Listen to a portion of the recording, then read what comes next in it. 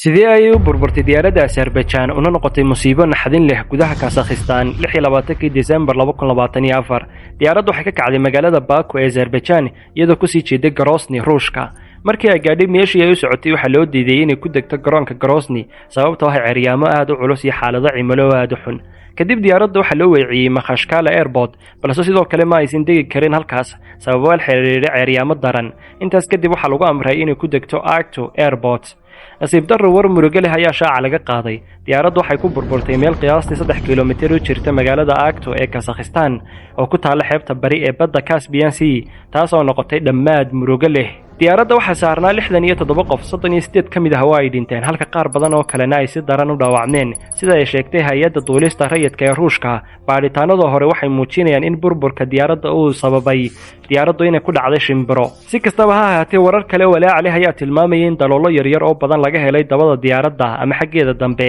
taas oo keentay in su'aal culus la geliyo suurtagalnimada in gantaal lagu dhuftay laga yaabo mid ka mid ah nidaamyada difaaca hawada Ruushku inuu si khalad ah ugu dhacay sababta dhabta ah ee musiibadan ayaa la ogaan doonaa oo kaliya marka la falanqeeyo sanduuqa madow ee diyaaradda lana soo bandhigo